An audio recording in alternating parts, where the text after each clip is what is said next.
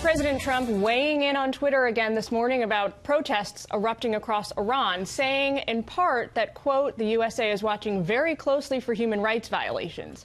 Here for a fair and balanced debate on this is radio talk show hosts Josh Kimbrell and Garland Nixon. Gentlemen, thank you so much for being with me this afternoon. We're talking about Iran at the end of 2017. Not really a surprise. It's been a common thread throughout the course of the last year.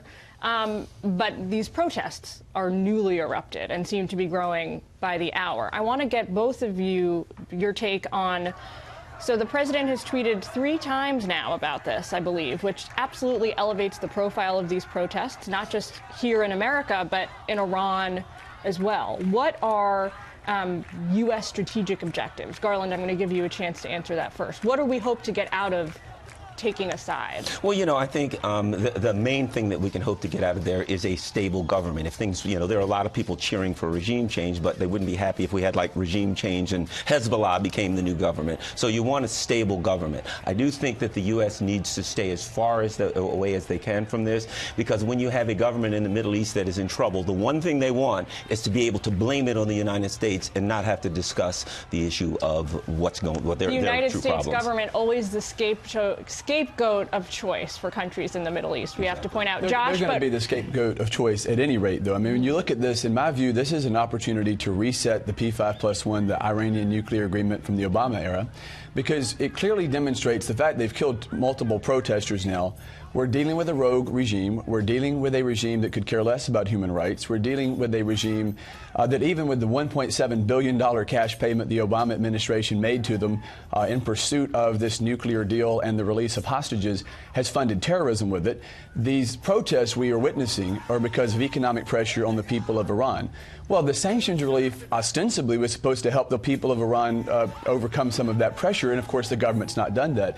This is a chance for us to push back and say the Iran nuclear deal was a mistake. We need to reintroduce sanctions. I think we need to push for a better deal or scrap it all together. And frankly, the president did the right thing by siding with the protesters. We should do that. I think the United States aggressively should support change in the Iranian government.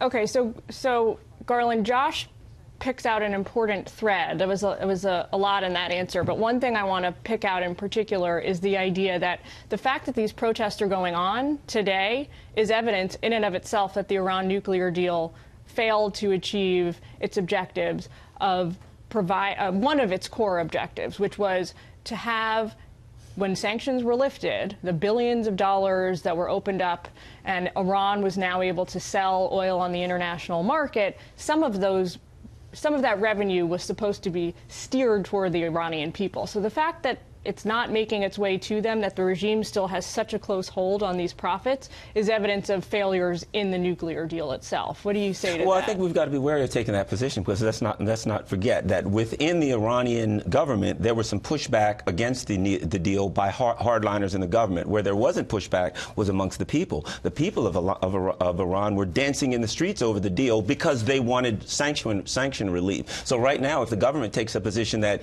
it's a bad deal, they're actually opposing what these particular protesters have argued for the reason you said. They saw it as a way to get economic relief. But it was never designed. That never happened. It was never designed. That didn't happen. I mean, the point is, but was it? I guess the question then, Josh, is: was it designed to do that, or was that just a convenient side effect that the Iranian people were sort of led to believe would come on the heels of this? Well, the Rouhani regime basically had to sell it that way because the hardline clerics were, ostensibly opposed to any discussion with the United States. Of course, we found out the UK Telegraph was reporting that even back in 1979, Ayatollah Khomeini was in conversations with the Carter administration. So the idea the Ayatollahs have never talked to the United States when it's convenient is sort of laughable. But the Rouhani regime sold this to the Iranian people and to the hardliners, as saying we're going to get economic relief for the people of Iran. Now, they also, in lots of communications we heard about behind the scenes, said, well, we're really never going to abandon our nuclear program. And I think there's 2 problems here.